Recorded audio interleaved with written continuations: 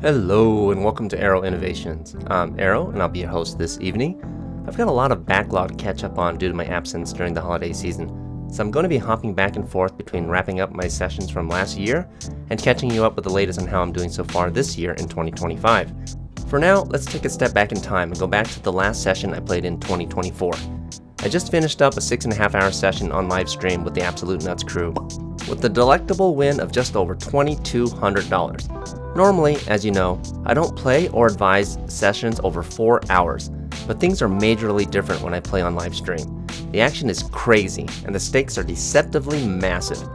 This gets my adrenaline pumping, so I'm usually pretty wired with enough energy to put in another win session afterwards. It's Saturday night, although technically it's Sunday morning, December 29th, since I don't start until 2:36 in the morning. We're playing at the Win Encore as usual, where I bind for $1,500, which is 300 big blinds. The first hand I get dealt, there's an early position limper. I raise the action up to 20 in the hijack with King Jack of spades. The action folds to the big blind, who 3-bets me to 75 with a stack of about 900 or so. The early position limper folds, and I decide to make the call since I have position and a stack deep enough to justify the call. If I were out of position, this would just be a clear fold.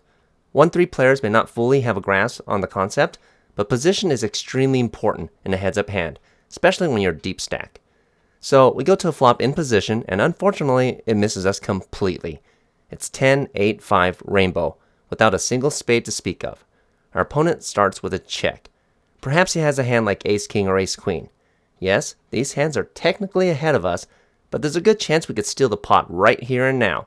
I ask how many black chips our opponent has, which are $100 chips in these stakes, and after getting a quick rough estimate, I throw out a single bet of $100.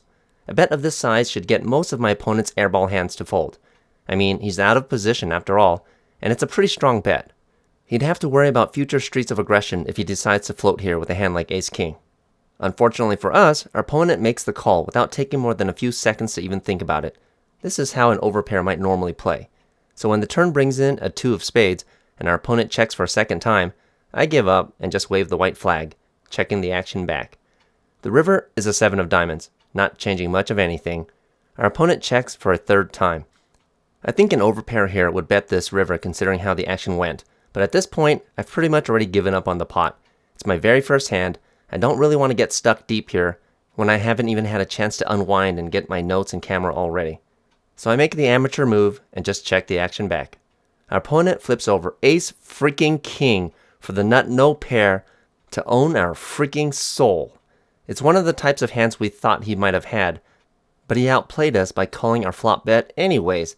In order to win this pot, we must have continued our aggression with a massive bet on the turn, which I wasn't really ready to commit yet.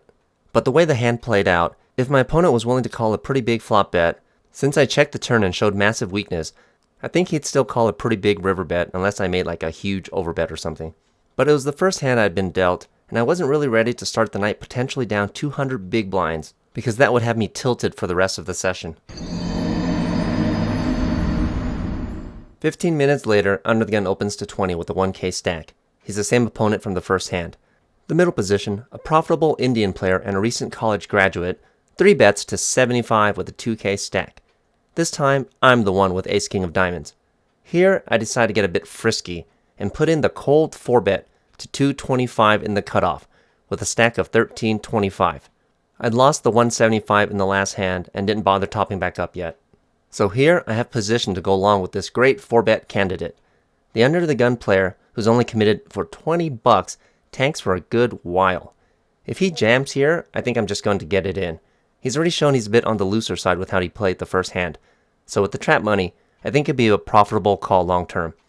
If the original 3-better jams, however, it'd just be an unfortunate fold for me. He's a good enough player, so I know if he jams or even just puts in any type of 5-bet, it's not going to be with queens or below. Thankfully, after the under-the-gun player finally decides to fold, he doesn't take too long before following suit. I pick up a quick $105 without needing to see a flop. The under-the-gun player asked if I had a pair beat, indicating he was very much pondering whether to jam with a small pair or not. I don't give him an answer because I'm not really a fan of giving out free information. About 10 minutes later, middle position opens to 20 with a 1K stack. He's the same opponent we've battled for the last 2 hands, and here he is yet again. He also seems to be the most aggressive player on this table. Everyone folds around to me on the button, and I'm sitting here with the stone cold pre-flop nuts. Oh yes, we're talking about pocket aces, the John Jones of No Limit Texas Hold'em. Not one to miss an opportunity, I 3-bet our friend here to 75 on the button, the same amount that he 3-bet me to in the first hand we battled. Everyone else folds, but he makes the call, which is perfectly ideal. We have position, we have pocket freaking rockets, and it gets even better when the flop comes 4, 8, ace with 2 clubs and a diamond. We flop top freaking set to maintain the nuts. Our opponent checks. There's not a whole lot to be afraid of on this type of board in a heads-up situation, in position, so I give our opponent a little bit of wiggle room by checking back. If he has a pocket pair or a similar type of hand, he's drawing very close to dead. The turn is an 8 of spades, demoting us to only the second nuts, with a measly top boat. But just when we thought there's no way we could possibly make any more money on this hand, our opponent surprises us with a massive bet by throwing out a single black chip. Here, I'll turn on the original audio so you can listen to the banter. The whole thing? Not like 50? The whole thing? The whole thing?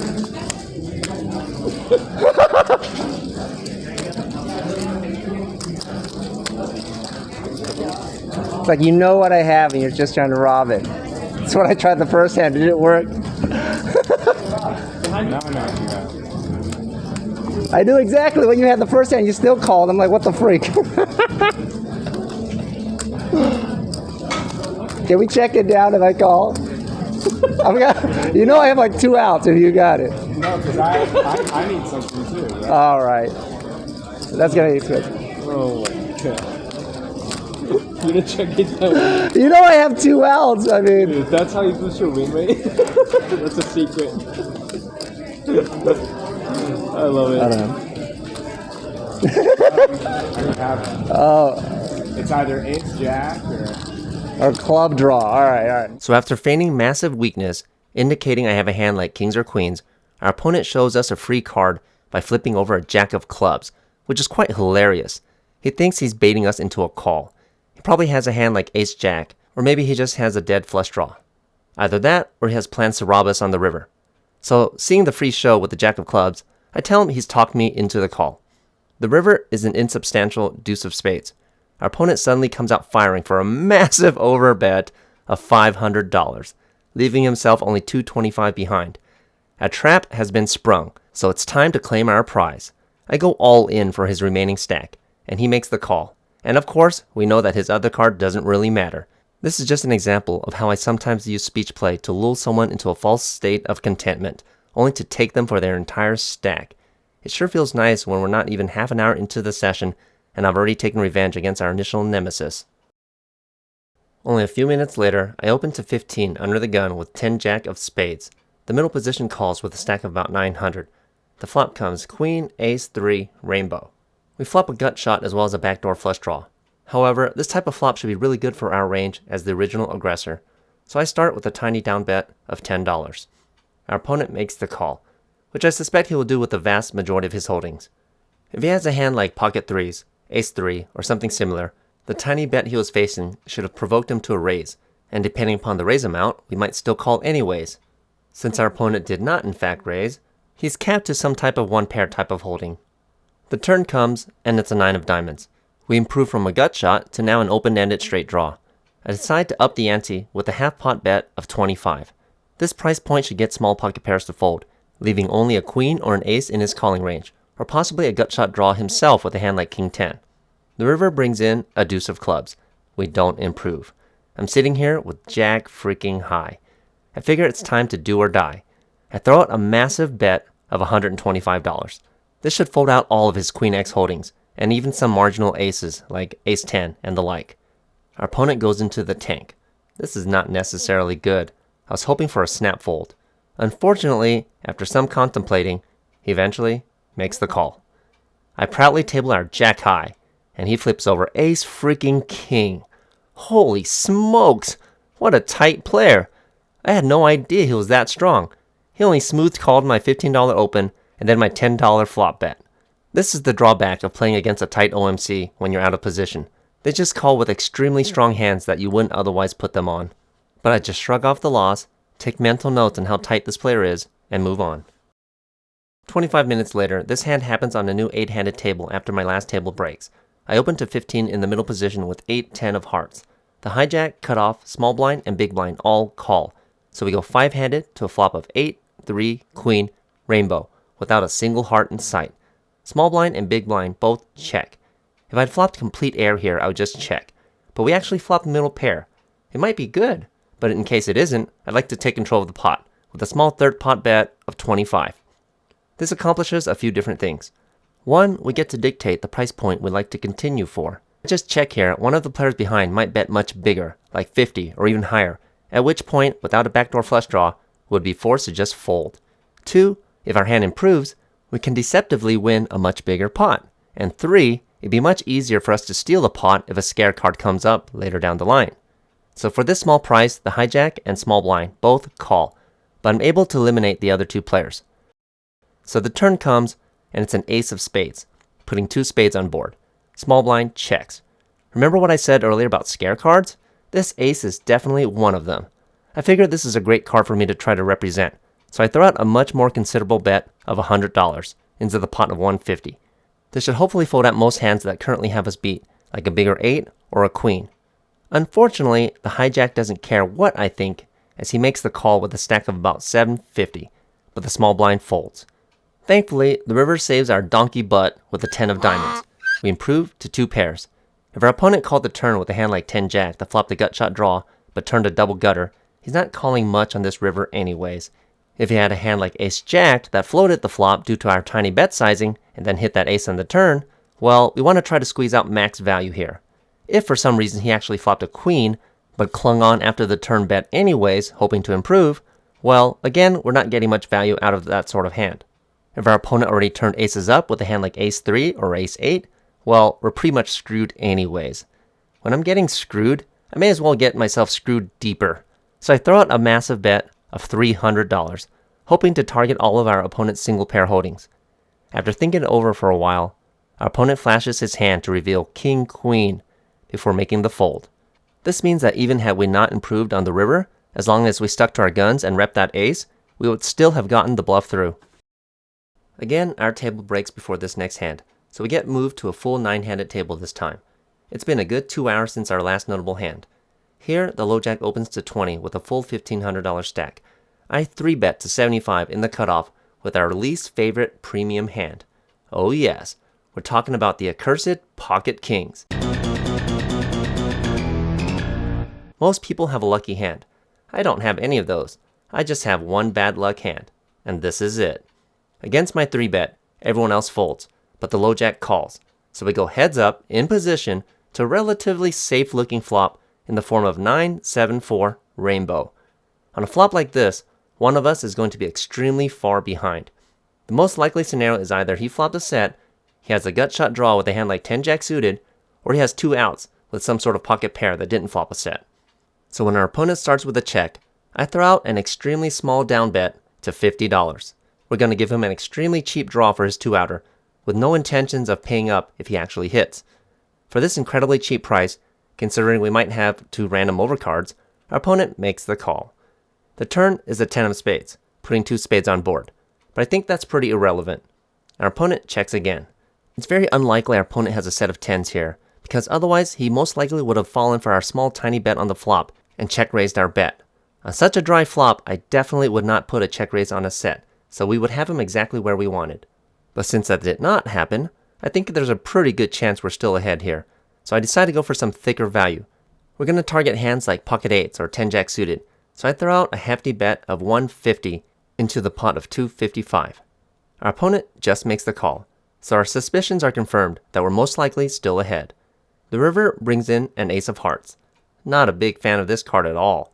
It's not that I'm afraid of this card, but it's very unlikely for us to get any value here. Our opponent could think that we bet the flop and turn with a hand like ace-king and then gotten lucky on the river. So when our opponent checks for a 3rd time, I don't see the point in trying to milk thin value here, when most of the time we're only going to get called by a better hand.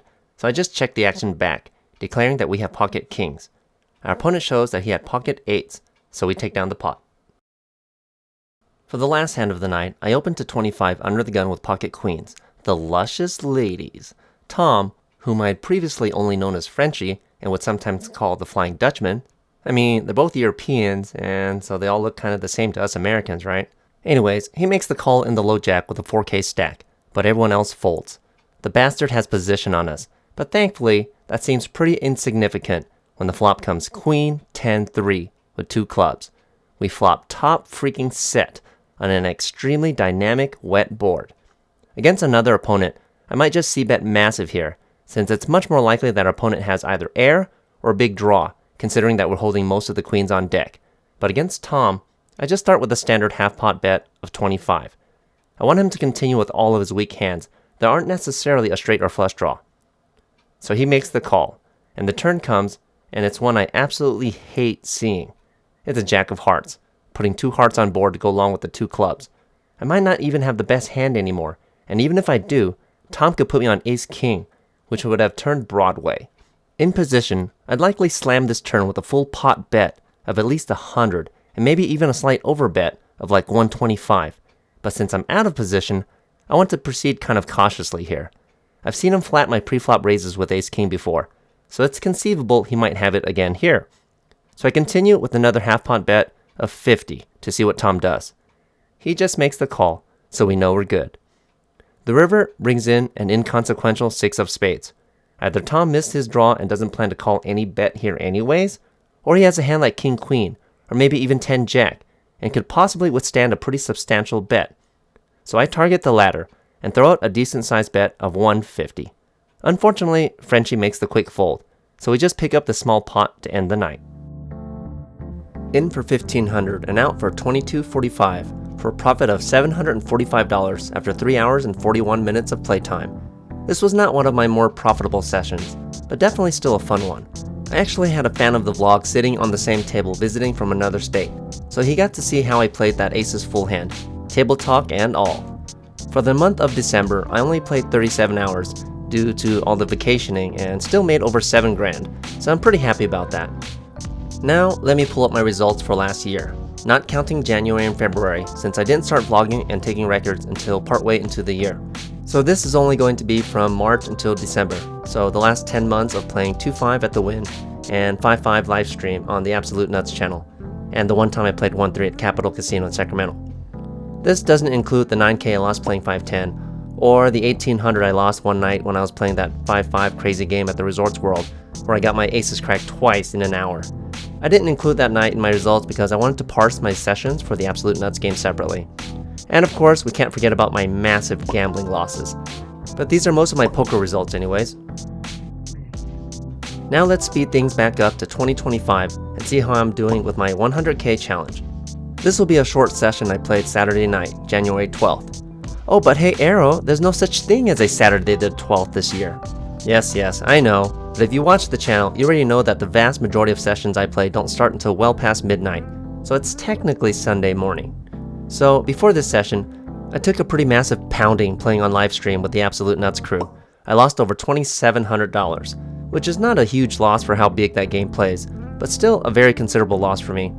Oh, speaking of the Absolute Nuts, David, the showrunner of the game, has given my viewers a special invitation. Friday morning, one of the fans of the vlog reached out to me asking if I would be playing on stream that night and asked if there would be a seat available. I was able to get him on the show that night. We all had a great time. Well, except maybe for Bobby, my guest, who got completely massacred. Anyways, David says that if any one of my vlog watchers would like to be featured on his show, he'd make a special allowance and find a seat for you. So if any of you guys find yourself out in Vegas and would like to play in a crazy, action-packed game against the mass vigilante known as Aero, against David, Jonathan, or Megan from the Absolute Nuts team, or a host of other celebrities they often invite, such as Frankie C, shoot me a message on Instagram and I'll make it happen. Now, let's get back to the action. The first notable hand I play, the lowjack and hijack limp. I raise to 20 in the cutoff with queen 10 of hearts. The button, lowjack, and hijack all call, so we go 4 ways to a flop, which comes out pretty decent. It's jack, king, 9, with 2 hearts and a club. I guess we kind of flopped the nuts here, while also being open-ended to a straight flush. The action checks to me. With only one player left to act, in a pot where I'm the original aggressor, for a very small raise amount, I can't expect the other players to have a whole lot here. I don't need to smash this flop because I'm not all that worried about the flush draw. I mean, only a king or ace high flush draw is even drawing live, and even then, not all of their hearts will be live since we have straight flush outs. What we want to accomplish on a board like this with our megalodon of a hand is to keep in all the lower flush draws, the one pair with gut shot draws, the backdoor club draw, meanwhile get any two pair combinations to raise us. Sets are most likely out of the question with how the action has gone, with exception to maybe pocket nines being played by some utter nits. So I lead with the laughable c-bet of 25 into the $85 pot. All three of our opponents call. Gee, I wonder why. It's not like I baited them into it or anything. The button makes a comment that he's calling with a super long shot and he's gonna laugh if he wins. So the turn comes and it's a 5 of clubs. The low jack and high jack both check. Okay, so no more messing around. This is one of those cards we wanted to bait a call from on the flop, but now we have to go for some actual value. At this point, I'm only concerned about a backdoor flush draw. I don't really care if the board pairs or if a heart comes on the river. If this were a 3-bet pot, or if someone had check raised us on the flop, that would be a different story. Our opponents could have much stronger hands in their range. Hands like King Jack, King Queen, Pocket Nines, etc. But since I'm the aggressor for this hand, the way that it's gone down so far, I'm mostly only concerned about the clubs. If I were worried about anything else, I would slam much harder here. We're talking full pot. If I had two pairs or a set here, I'd bet full pot. If I had a straight that coincidentally wasn't also hearts, I'd bet full pot here. In fact, with all of the previous mentioned hands, I'd also have bet much stronger on the flop, likely to the tune of $65 or so instead of $25. But since we are absolutely nutted here, I lead for another bet of 100. The button and low jack calls, but the hijack folds. I don't know what the low jack has, most likely a dead draw, but I highly suspect that the button has a club draw. He made that comment on the flop as a joke, but it gave me massive information. When you make a comment like that, but now you suddenly think your hand is worthy of a $100 call here, it leads me to believe that the turn card highly influenced your decision. If a club hits the river, I'm potentially going to check fold, depending upon how much the button bets, if he bets. Yes, I do currently have the absolute nuts, but you need table awareness and a range of hands for your opponents if you want to be super profitable at this game. How strong I think my opponents are heavily dictates how much I bet, whether I go for thin value, whether I fold to a bet, or if I throw out a massive overbet. No two situations are exactly the same. This is one of the key factors in an exploitative playstyle. So anyways, the river comes and it's a 5 of hearts. The low jack checks. Listen to some of my table banter. What am I doing in this pot? What are you guys on? What am I doing in this pot? That's not me. There's forensic account. I want to look at every fucking penny we made during the turn. Two. And Nevada has no common law. How you know that's not me embedded? I have everything. No common law.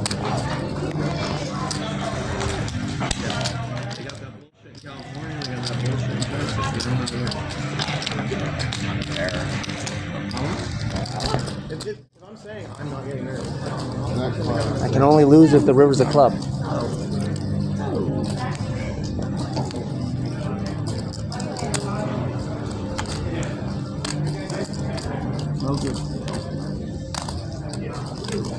I think we're chopping though.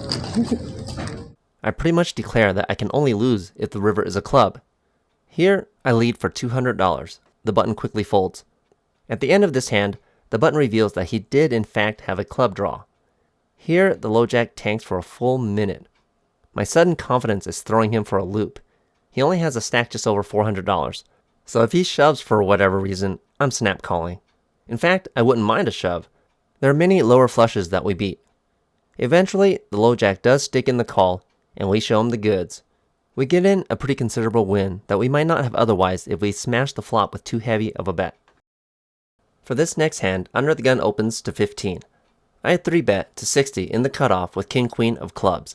Everyone folds around to the under the gun player, who suddenly 4-bets me to an unpleasant price of $180 with a $1,200 stack. It's another $120 to me. If our opponent's stack had been any smaller, this would just be an easy fold. But as it stands, I think we could warrant a call here in position, so that's what I do. The flop comes, and it's ace, 10, queen, with 2 spades and 1 diamond. We flop middle pair with the gut shot draw. Our opponent down bets to 140. I don't think I can ever continue here, unless two different variables were met. One of which is we need to be much deeper. For instance, like 2500 deep. And secondly, there would need to be at least one club on the flop. With our current hand holding, even if we hit a queen, it might not be any good. Our opponent could have pocket aces or ace queen here. And even if we are good, do you really think ace king would randomly pay out their entire stack with a single pair type holding? Secondly, we do have a gut shot draw, but it'll be a one-liner to a straight if the jack hits. How many hands are going to pay when a very obvious straight hits the board? Plus, our opponent could have ace king, nullifying the profits such an insanely lucky turn card would otherwise give us. So, unfortunately, we don't have much wiggle room here for anything other than a fold. For this next hand, under the gun limps.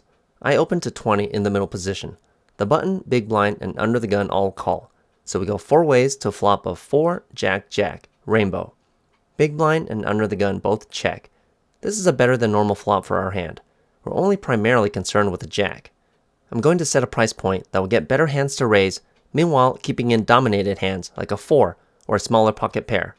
If someone raises us here, which they will be incentivized to do due to the low price point, we can just lay our hand down and lose the minimum. Betting here will also deny equity to random overcards. The last thing we would want is for the action to check around and a random 8 hits the turn, and someone holding 6-8 offsuit ends up taking down the pot. So I see bet for a cautious bet of $30. The button calls, but the other two players fold. The button is our opponent from the last hand. So the turn comes, and it's a very beautiful 3 of diamonds, but it does put 2 diamonds on board. Any of the hands that were previously beating on the flop will still very much continue to be dominated by this turn card. So, feeling much more comfortable, I continue with a heftier half-pot bet of 75 into the pot of 140. Our opponent quickly calls again, not taking any time to decide if he should raise or not, which is a timing tell that he definitely does not have a jack, if there were any doubt. The river brings in a 9 of diamonds, completing the backdoor flush. But this isn't really a factor I'm too concerned about, unless our opponent is randomly holding ace-4 of diamonds here. I target our opponent's aforementioned possible hands, like a 4, pocket 5s, or pocket 6s, and lead with a very milky bet of 100. I'm going for some thin value here. No, I can't beat a jack. No, I can't beat a 9. No, I can't beat the backdoor flush draw. And heck, I can't even beat pocket 8s. But you know what? I also don't play scared poker. I have a very keen awareness of what my opponents are most likely holding. Am I always right? Of course not. But I am right often enough to warrant a win percentage of over 80% over the last year of playing poker. How long can my win percentage keep up for? Am I really just a lucky bastard on a year-long sun run? Well, you just have to continue watching the vlog to find out. So here, our opponent tanks for a decent while. Hey man, either drop a deuce or get off the can, dude. I mean, it's only a $100 bet. Eventually, he does make the laydown, but we make back most of what we lost to him in the king-queen of clubs hand. Here, the cutoff opens for 20. I call on the button with jack-9 of diamonds. The small blind, our opponent with the backdoor club draw from the first hand, 3 bets to 75 with the $1,600 stack. The cutoff folds. Our opponent's stack is deep enough to justify a call here, but only because we have position. If we were out of position, this would just be an easy fold. But here, I do make the call. The flop comes, and it's not so pretty. It's jack, ace, queen, with 2 clubs and 1 diamond. Our opponent down bets to 55, which is less than a third pot bet. Unfortunately, with that queen out there, I don't think we'd be any good if we hit a 9. If our opponent were holding pocket aces or pocket queens, we'd be drawing pretty close to dead. But for this price point, however, I hope he just has a hand like ace-king or ace-queen, so we're drawing to a jack or a backdoor flush. Ace-jack would also put us in real bad shape, but that's a smaller candidate to 3-bet from out of the blinds. Without the 1 diamond on the flop, this would just be a snap fold, but since it's there, I decide to make a tentative call. If a jack hits the turn, we'll reevaluate depending upon how our opponent responds. We'll be much more worried about a check than a heavy bet. So the turn comes, and lo and behold, it's a freaking jack of hearts. Suddenly, our opponent ramps up his bet to a massive $220. We love seeing this. Think about it. Would aces full pound the shite out of this board? Maybe in a 1-3 game where the players have no idea what they're doing, but not here in a 2-5 deep stack game. Would queens full bet this hard?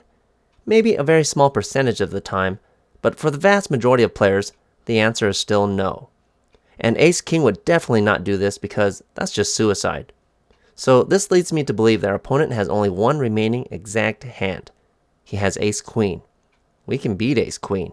We're currently beating ace-queen, in fact.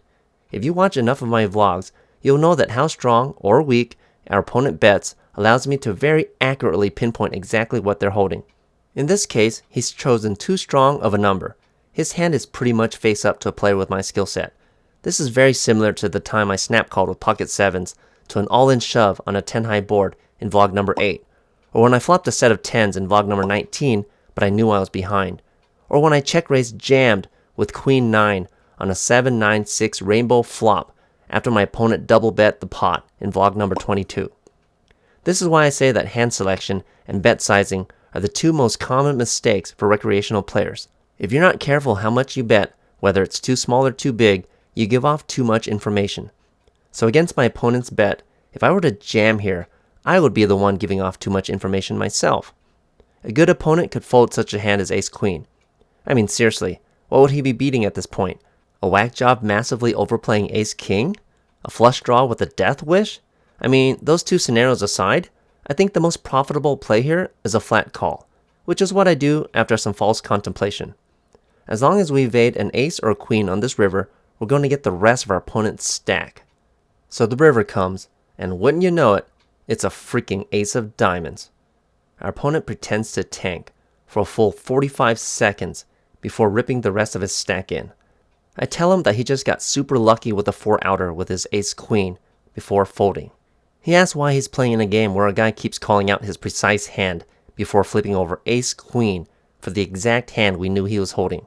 Unfortunate run out, but I think we played it as good as we could have. The last hand of the night is going to be a fun one. I opened to 20 in the cutoff with pocket 10s. The button calls. The small blind suddenly 3-bets to 120 with the stack on the smaller side of only $700. The action folds around to me. Okay, so I am definitely not getting the right price to set mine here. You guys have seen me fold even pocket jacks pre-flop when I felt I was beat and did not have the right price to set mine. However, here I'm going to call, and it's for the same reason I ever call with a pocket pair when I'm not getting the right price to set mine. It's because I think I'm good. Yes, some players do play non-standard, and they might bomb needlessly here for this price point even with tiny stacks, but those players are usually riddled with gray hair and more wrinkles than I can count. Against your usual young player, whom I'm currently battling, this raise is just too big for his stack size. It reeks of ace-king, or maybe an ace-queen suited type of hand. So I make the call, and the button folds. The flop comes, and I guess it's not bad. It's 6, 10, 3, rainbow. We flop top set on a rainbow uncoordinated board. Hallelujah! Hallelujah.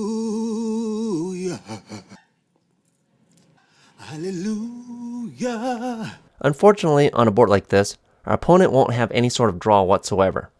So he starts with a check. If he were Mark Goon, he'd be checking his entire range. However, the vast majority of players we face at these stakes usually give up their ace-king or ace-queen types of hands after they miss a flop. You know how I constantly preach not to slow play? Well, I did mention an escape clause to that general rule. You're allowed to slow play when you're completely nutted and you think your opponent is drawing pretty close to dead. So here I check the action back, giving our opponent some room to either catch up or some rope to choke himself with. The turn comes, and it's a 3 of hearts, putting 2 hearts on board. But that's pretty inconsequential when we're sitting here with top boat. So here our opponent checks for a second time. Okay, we can't keep checking. These pots don't build themselves. I'd like to give our opponent an extremely cheap price for his dead draw. So I shoot out a laughable bet of $60 into the pot of $260. Just from this vlog alone, you guys should be keenly aware of how dangerous my laughable bets are. Unlike my opponents, I don't actually give away information with my small bets.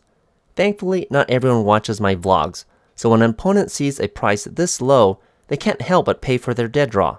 So he makes the call. The river comes, and it's an 8 of hearts. Our opponent checks for a third time. The pot is now $380. If our opponent had a hand like ace-king or ace-queen, he's not paying squadouche on this river, like $0 hairs. So forget about those sorts of hands.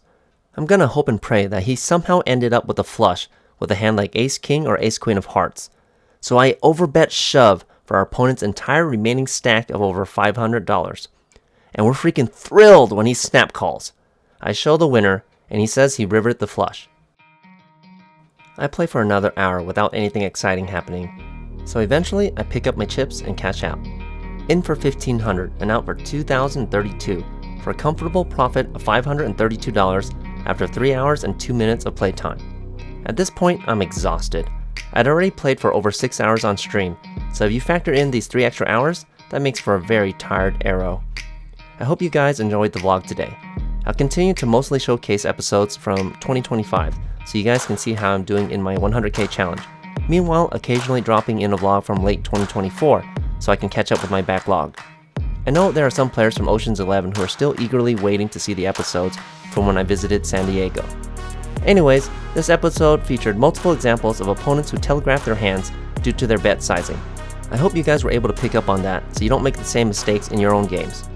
So if you like what you saw today, I encourage you to please hit that like button. Then subscribe to the channel if you haven't already. If you want to learn more tips and tricks on how to crush low stakes, no limit hold'em. And if you're looking to improve your game, you can message me on Instagram or through email to schedule a coaching session, or just hop onto my Patreon to check out some of the coaching videos I've already made. And as always, I hope to see you in the next video.